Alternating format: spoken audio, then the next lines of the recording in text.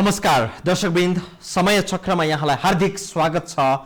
म विक्रम श्रेष्ठ। मनसुनको सुरुमै सिन्धुपाल्चोकको मेलम्चीमा अमूल्य साथ जीवन सदाका लागि अस्ताए। दर्शकवृन्द, बाढी पहिरोमा परेर प्रत्येक वर्ष नेपालीहरूले अनाहकमा ज्यान गुमाउनु परेको छ। जीवन अनमोल छ, तर हामीलाई थाहा छ प्रत्येक बर्खामा केही मानिसहरूले त्यस्तो अनमोल जीवन गुमाउन विवश बनेका छन्। देशमा विज्ञहरू छन्, नीति निर्माता, योजनाविद, सरकार सबै छ। पर नजाउँ काभ्रे पर्तिरको सिन्धुपाल्चोकमा किन प्रत्येक वर्ष मानिसहरू ज्यान गुमाउन विवश छन् बाढी पहिरो र प्राकृतिक विपत्तिबाट। यो व्यवस्थाको अन्त्य गर्न नसकिने हो, होइन भने किन कोही केही गर्दैनन्? मानिसहरू मरिसकेपछि हेलिकप्टर चढेर बिचरा कठैबरा भनेर मात्रै राजनीतिक नेतृत्वले धर पाउँछ। अझै पनि मेलम्ची इन्द्रावतीमा आएको बाढीले निम्त्याएको विपत्ति बुझ्न हामी पनि आज त्यसतर्फ पुग्यौं र फर्कियौं। बाढी प्रभावित क्षेत्रमा हामीले जे देख्यौं त्यो जस्ताको त्यस्तै यहाँलाई देखाउँदैछौं यो पहिलो रिपोर्टमा। बग्नु नदीको विशेषता हो, न रोकेर रोकिने न छेकेर छेकिने, र पनि नरोक्दा नरोक्दै नछेक्दा नछेक्दै इन्द्रावतीले मेलम्चीलाई छेद विच्छेद बनाइदिएको छ। नदीको बौलाहा रूपले प्रकृतिको रूपलाई यसरी कुरूप बनाइदियो कि सुन्दर मेलम्ची अहिले हर क्षण बाढीको धक्का सहेर बस्न विवश छ। मंगलबार साँझ 6 बजेबाट सुरु भएको लार्के र इन्द्रावती नदीको अकल्पनीय बाढी अहिलेसम्म उस्तै छ। अहिले बगिरहेको नदीको सतह भन्दा झण्डै 150 मिटर तल नदी बग्दथ्यो। 4 घण्टा नबित्दै नदीको बहाव यहाँसम्म आइपुग्यो। नदी छेउछाउमा रहेका घरहरूको कुनै नामो निशान छैन।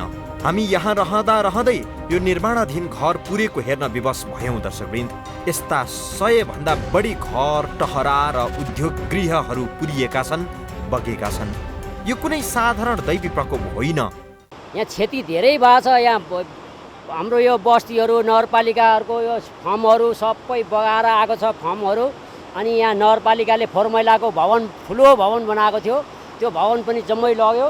पशु केन्द्र भन्ने यहाँ माथि छ, यहाँ छोपिराखेको छ, सबै क्षतिपूर्ति ल्याएको छ। अहिले मानवीय क्षति चाहिँ भेटाएको छैन, माथि चाहिँ मानवीय क्षति पनि भयो।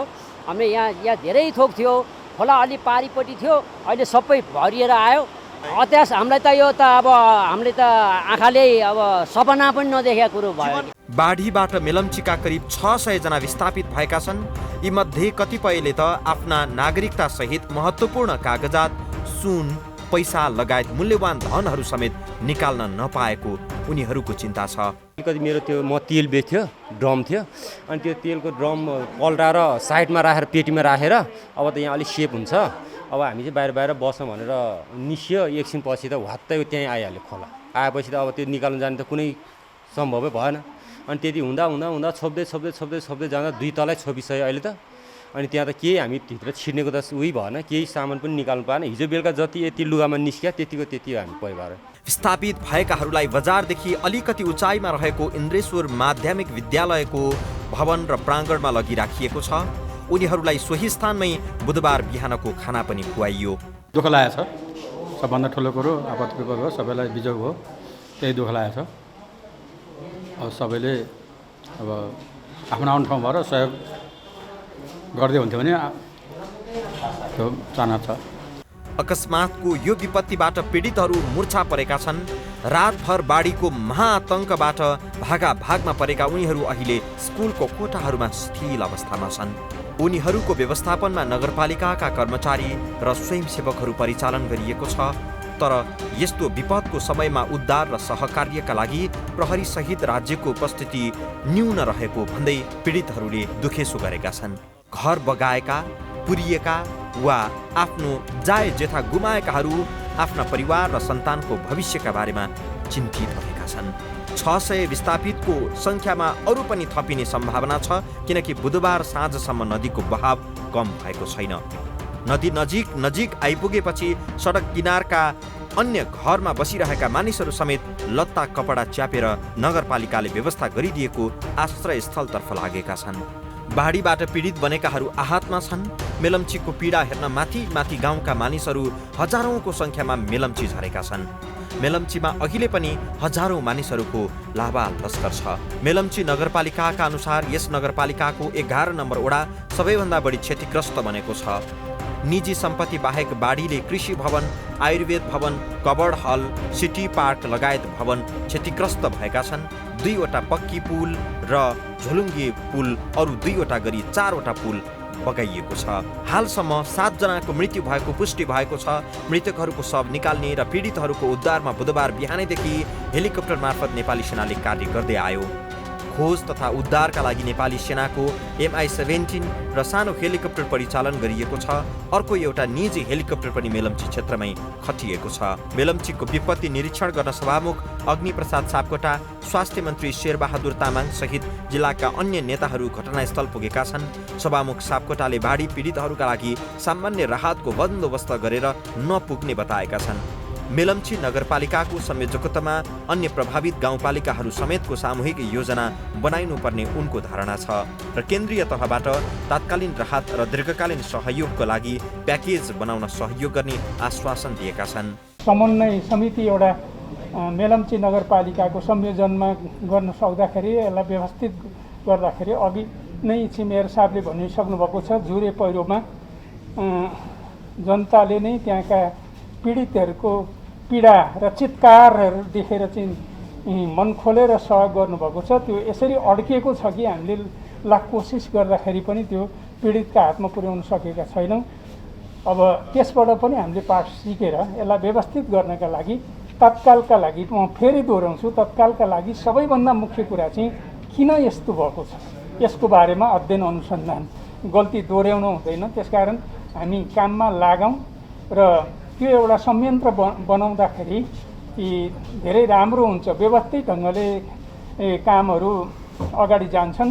बाढीको सतह अझै बढिरहेकाले क्षति हुने क्रम पनि रोकिएको छैन।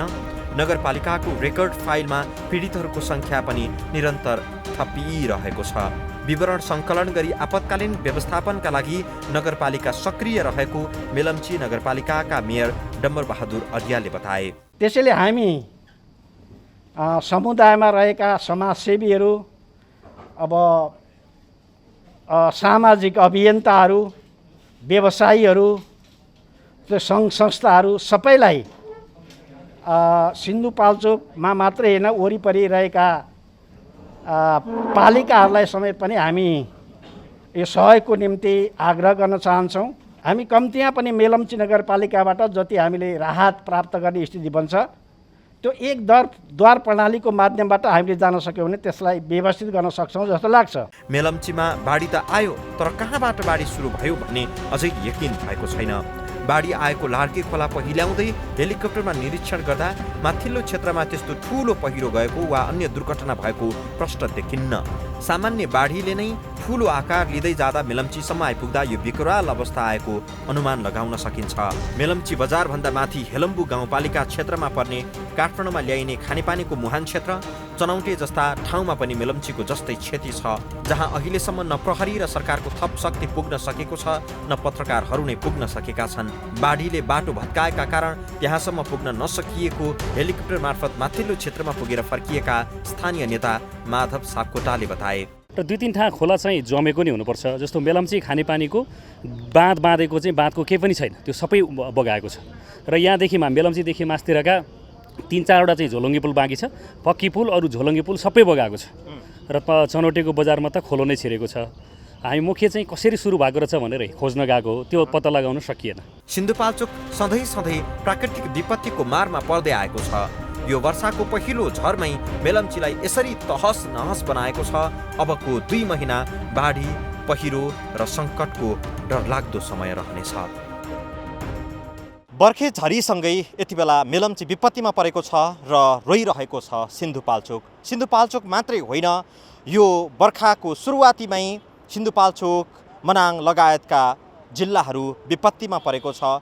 मानवीय क्षति बढ्दै गएको छ, अझ भौतिक क्षतिको त हिसाब अझै आइसकेको छैन। तथापि यति बेला राज्यले सर्वसाधारणको जीवधनको रक्षा गर्नका लागि विशेष अभियान चलाउन अथवा कार्यक्रमहरू अघि बढाउन जरुरी छ। क्यामेरामा सञ्जय घिमिरेको साथमा विक्रम श्रेष्ठ, मेलम्ची, सिन्धुपाल्चोक। 67% पहाडी क्षेत्रले ढाकेको देशमा प्राकृतिक विपदको सम्भावना सधैँ हुन्छ। यस्तो विपदमा हुने क्षति न्यूनीकरणका उपायहरू पनि हुन्छन्। बाढी नै नआओस्, पहिरो नखसोस् भन्ने चाहना हाम्रो होइन, किनभने प्रकृतिको लीला हाम्रो वशमा छैन। विपदमा पनि मानिसहरूले ज्यान गुमाउने सम्भावना टार्ने उपायको खोजी चाहिँ गरि नै पर्दछ, तर त्यो गरिएको खै। 71 सालदेखि निरन्तर सिन्धुपाल्चोकले क्षति बिहोरिरहेको छ, जसरी मेलम्चीले हिजोदेखि बिहोरिरहेको छ। राजनीतिक नेतृत्व पनि निरन्तर कठैबरा भन्न घटनास्थल पुगि नै रहेका छन्। अझ भन्ने हो भने प्रतिस्पर्धात्मक रूपमा उनीहरू त्यहाँ पुगिरहेका छन्। को पहिला पुग्ने, कसले कसलाई कति सहयोग गर्ने, कसले कसलाई के भन्ने, यिनै प्रतिस्पर्धा चलिरहेको छ। बस्ती स्थानान्तरण गर्न अब पनि कस्तो खालको साइत जुराइँदैछ त्यो पत्तो छैन। थप प्रसङ्ग सहित हामी आउनेछौँ यो ब्रेकपछि। खोलाबाट आफू खुसी बालुवा गिटी झिक्ने गरिन्छ। विकासका नाममा पहाड खसेर छेद विच्छेद पारिएको छ। लह लह धान झुल्ने बेसीमा सहर बसालिएको छ। अनि चामल चाहिँ विदेशबाट खन खन पैसा तिरेर किन्ने र खाने गरिएको छ। विकासको यस्तो मोडल नेपालमा लागू गर्ने विद्वानहरू को होलान्, एकचोटि हेर्ने मन छ। तपाईहरुलाई थाहा छ, नेपालको जनसङ्ख्या र क्षेत्रफल तुलना गर्दा अहिले पनि नेपाल जनसङ्ख्याको चाप धेरै भएको मुलुकमा गनिन्न। हामीसँग बस्ती सहर बसाउन पर्याप्त जमिन छ, जनता त अज्ञानी नै भए रे, ल मानिदेऊ। सरकारी तलब भत्ता खाने विज्ञहरू त ज्ञानी हुनु पर्यो नि, होइन र? खोला नदी किनारमा 4 तले घर बनाउँछु भन्नेहरूसँग पैसा लिँदै नक्सा पास गरिदिँदै यसो गर्न पाइन्छ? वैध अवैध पैसाको लोभमा जे गलत क्रियाकलाप गरियो त्यसको सजाय निर्दोषले पाइरहेका छन्। झुपडीमा आगो लागेपछि इनार खन्ने चलन आखिर हाम्रो देशमा कहिलेसम्म चलाइरहने हो? बाँकी यो रिपोर्टमा। लगातारको वर्षापछि आएको बाढीले देशका विभिन्न स्थानमा ठूलो धनजनको क्षति गरेको छ। सबैभन्दा भयावह स्थिति चाहिँ सिन्धुपाल्चोकको मेलम्ची बजारमा देखिएको छ। मेलम्ची खोला र इन्द्रावती नदीमा आएको बाढीका कारण मेलम्ची बजारका 7 जनाको ज्यान गएको पुष्टि भएको छ भने अन्य धेरै बेपत्ता भइरहेको खबर छ। बाढीले 500 मानिस विस्थापित भएका छन्। आधा दर्जन झोलुङ्गे पुल, 2 पक्की पुल र केही घर बगेका छन्। धेरै घर पानीमा डुबेका छन्। इन्द्रावती र मेलम्ची जोड्ने पक्की पुल समेत बाढीले बगाएको छ। हेलम्बुदेखि नै उर्लिँदै आएको मेलम्चीले आफ्नो रौद रूप धारण गर्दा ट्राउट माछाका 8वटा फर्म, नाकोते पुल, टिम्बु, चौनेटे बजार, बेसीका खेतहरू, बस पार्क, सिटी पार्क तहस नहस भएको छ। लेदो मिसिएको बाढी घरभित्र पसेपछि एकसाथ 100औं मानिसहरूलाई सुरक्षित स्थानमा सार्न हम्मे परेको छ। सीमित संख्याका प्रहरी, नेपाली सेना आदिलाई व्यवस्थापन गर्न गाह्रो परेको देखिएको छ। आफ्नै धनजन आफै जोगाउने भनेर स्थानीयहरू आफ्नो उद्धारमा आफै खटिएका छन्। मेलम्ची बजारमा पसेको बाढीले धेरैको बिल्लीबाट बनाएको छ। पीडितहरूलाई तत्कालै सुरक्षित स्थानमा सार्ने अस्थायी बास र गाँसको प्रवर्धन गरिहाल्नुपर्ने अवस्था आएको छ। बेलुका हामी लगभग 4-5 बजीसम्म हामी हेर्दै खोलो बढ्दै गयो। गइसकेपछि हामीले यतापट्टि आयौँ। यता आएपछि खोलो उता मात्रै छ। अनि हामी बेलुका चाहिँ बसेर हेऱ्यौँ, राति टर्च बालेर रातभरि सुतेको पनि छैनौँ हामी। त्यो मेरो घर हो त्यहाँ अहिले 1 तला पुगिसक्यो। 1 तला पुगिसक्यो। एक तला मात्रै बाँकी छ मेरो घरमा। अनि त्यहाँ बसेर हामी हेऱ्यौँ, रातभरि हामी सुतेको पनि छैन। अहिलेसम्म खाना पकाउने खाने सबै भाँडाहरू सबै त्यहीँ छ, लत्ता कपडा सबै त्यहीँ छ, सबै त्यहीँ हाम्रो सबै त्यहीँ बस्यो। यहाँ र मेरो घर पुग्न लगभग 1.5 किलोमिटर, के अरे 150 मिटर थियो। 150 मिटर थियो। अनि त्यो खोला तपाईँको घरमा आइपुगेर 1 तला पुगिसक्यो। अग्ला घरहरूलाई समेत डुबाउने गरी बाढी पसेपछि घर छाडेर सुरक्षित स्थानमा जानुको विकल्प स्थानीयले भेटेका छैनन्। मङ्गलबार बेलुकैदेखि मेलम्ची खोलामा पानीको सतह बढिसकेको थियो। केही घण्टापछि त लेदोसहितको पानी बगेर बस्तीतिर प्रवेश गर्न थाल्यो। यसअघि कहिल्यै नदेखेको अनिष्टको सङ्केत देखिएपछि स्थानीयहरू आफ्नो माल सामान सुरक्षित स्थानमा सार्न थाले। अधिकांश मेलम्चीवासी रातभर सुतेनन्। धेरैले त मेलम्चीले गरेको तहस नहस आफ्नै आँखाले हेरिरहे। कसैले केही गर्न सक्ने अवस्था भएन। प्राकृतिक प्रकोपको पूर्व तयारीको कुरा वर्षैभर हुने गरेको छ। बाढी आउँदै गरेको खबर समयमै सबैलाई भइदिएको भए सायद ती मानिसहरूको ज्यान जोगिन सक्थ्यो। मृतकको सङ्ख्या हालसम्म 7 छ। यो सङ्ख्या केही बढ्न सक्ने आकलन पनि गरिएको छ। सोमबारदेखिको अविरल वर्षाका कारण मङ्गलबार साँझदेखि देशका अधिकांश नदी आसपासका बस्तीमा बाढी पसेको छ। मेलम्ची खोलाको वितण्डापछि सङ्घीय सरकार पनि जागरुक भएको छ। सबै मन्त्रालयलाई परिचालन गरेर बाढी प्रभावित क्षेत्रमा उद्धार, राहत र व्यवस्थापनको काम प्रभावकारी गर्ने निर्णय भएको छ। गृहमन्त्री खगराज अधिकारीको अध्यक्षतामा बसेको समितिको बैठकले बाढी पहिरोबाट प्रभावित भएका परिवारलाई प्रति परिवार अस्थायी आवास निर्माणका लागि 25-25 हजारको दरमा 2 किस्तामा कुल 50 हजार रुपियाँ स्थानीय तह मार्फत प्रदान गर्ने निर्णय गरेको छ। यो समितिले उद्धार र खोजी जारी राख्ने, उपचार आवश्यक भएकाहरूको उपचार गर्ने, खाद्यान्न र टेन्ट तत्काल उपलब्ध गराउने पनि निर्णय गरेको छ। हिजोबाट हामीहरू नेपालका विभिन्न भूभागहरूमा भएका जुन बाढी र पहिरोका घटनाहरूमा त्यसका क्षतिका विवरणहरू के कति रहे, त्यसमा अहिले गरिरहेका प्रयासहरू के छन्, मुख्य गरी प्रतिकार्य गर्ने, त्यसको काम कारबाहीहरूलाई हामीहरूले त्यसको समीक्षा गर्ने, त्यसलाई झन् अझै प्रभावकारी कसरी गर्न सकिन्छ भन्ने कुराको त्यो समय छलफल गरियो र दिवंगत आत्माहरूलाई शान्तिको लागि हामीले कामना गर्ने र राहत र यसको अहिलेको तुरुन्त यो उपचार र यो पुनर्स्थापना गर्ने काम चाहिँ तुरुन्तै कसरी गर्न सकिन्छ भन्ने कुरा समेत छलफल गरेर आजको बैठक टुङ्ग्यो। बैठकले मनसुन पूर्व तयारी तथा प्रतिकार्य कार्ययोजना 2078, विपद व्यवस्थापन स्वयंसेवक ब्युरो गठन तथा परिचालन कार्यविधि 2078, प्रारम्भिक द्रुत लेखाजोखा कार्यविधि 2078, गैर आवासीय संस्था परिचालन सम्बन्धी कार्यविधि 2078, आगलागी तथा डढेलोबाट क्षति भएका निजी आवास पुनर्निर्माण सम्बन्धी कार्यविधि 2078लाई पनि स्वीकृत गरेको छ। मेलम्चीमा भएको धनजनको क्षति अवलोकन गर्न स्वास्थ्य मन्त्री शेरबहादुर तामाङ र सभामुख अग्नि सापकोटा बुधबार नै प्रभावित क्षेत्र पुगेका छन्। बाढीले देशका अन्य जिल्लामा पनि क्षति पुर्याएको भए पनि मन्त्री र सभामुखको प्राथमिकतामा आफ्नो गृह जिल्ला परेको छ। लगातारको वर्षाका कारण गण्डकी प्रदेशका तनहुँ, पर्वत, कास्की, मनाङ, बागलुङ, लमजुङ र म्याग्दीमा पनि क्षति पुर्याएको छ। बाढीमा परेर गोर्खाका एक व्यक्ति बेपत्ता भएका छन्। रिडी खोला र काली गण्डकीमा आएको बाढीले रुरु क्षेत्र डुबानमा परेको छ। म्याग्दीमा कम्तीमा 40 घर परिवार विस्थापित भएका छन्। पाल्पाको रानीमहल क्षेत्र पनि डुबानमा परेको छ। पूर्व नवलपरासीमा कम्तीमा 40 घर डुबेका छन्। बाढी पीडितलाई राहत, उद्धार र पुनर्स्थापनाका लागि तत्काल काम थाल्न नेपाली काङ्ग्रेस, नेकपा माओवादी केन्द्र लगायत राजनीतिक दलहरूले सरकारलाई आग्रह गरेका छन्। भारतको राजधानी दिल्लीको जनसङ्ख्या 2 करोड भन्दा बढी छ। दिल्ली जस्ता 2वटा सहर बनाउने हो भने हाम्रो देशको पूरा जनसङ्ख्या पनि अलिकति अपुग हुन सक्छ। 50 लाख जनसङ्ख्या अटाउने 6वटा ठूला सहर बनाउने र बाँकी सबै भागलाई कृषि, वन, जडीबुटी, शिकार, पर्यटनको रूपमा प्रयोग गर्ने हो भने हामी नेपालीका दुःखका दिन सधैँका लागि सकिन्थे। खोला किनारमा बस्ती बसाउने योजनाविदहरू भएको देशमा राम्रा सपना देख्ने अधिकार पनि जनतालाई नहुँदो रहेछ। थप प्रसङ्ग हामी जोड्छौँ यो ब्रेकपछि। 7-8 वर्षदेखि प्रत्येक मनसुनमा सिन्धुपाल्चोकबाट दुःखद समाचार मात्रै प्राप्त भइरहेका छन्। जिल्लाको भूबनोट कमजोर र धाँजा फाटेको अवस्थामा छ भन्ने कुरा विभिन्न अध्ययनबाट पुष्टि भइसकेको छ। यसअघि नै जोखिमयुक्त स्थानको बस्ती अर्को सुरक्षित ठाउँमा सारेर यस्तो ठाउँलाई फरक तरिकाले उपयोग गर्न नमिल्ने हो र आफ्नो सरकार, आफ्नो कुर्सी, आफ्नो सेटिङ मिलाउन राजनैतिक नेतृत्वले दिन भन्दा रहेनछन्, रात भन्दा रहेनछन्। अनिष्ट गर्नका लागि निशाचर झैँ मध्यरातसम्म मेहनत गर्न सबैलाई ऊर्जा प्राप्त हुँदो रहेछ। अनि आफ्ना देशका नागरिकको जीवन रक्षा गर्न चाहिँ एक पन्ने विज्ञप्ति यति जारी गरेपछि पुग्यो? यो प्रश्न यति बेला आम नागरिकले गरिरहेका छन्। सिन्धुपाल्चोक जिल्लामा कहीँ कतै बाढी पहिरो गइहाले उद्धारकर्मी भन्दा पहिले सभामुख अग्नि सापकोटा पुग्छन्।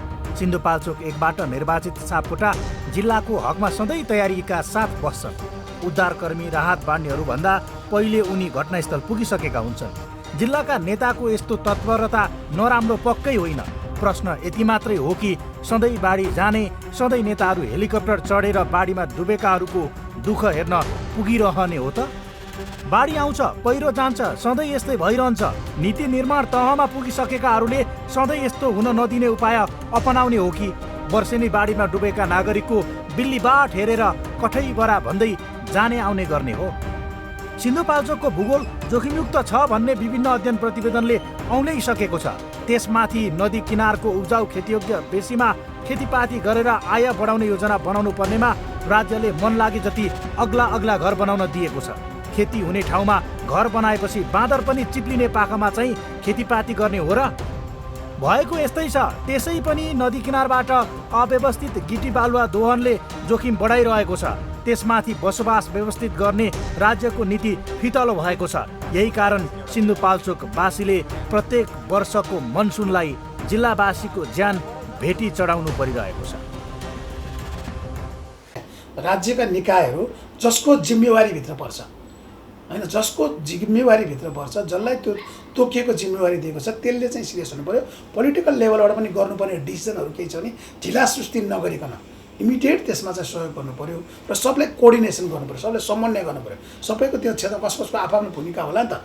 राज्यको भित्र पनि एउटै निकायको मात्रै छैन होला भनेपछि उनीहरूको बिचमा पनि कोअर्डिनेसन हुनु पऱ्यो।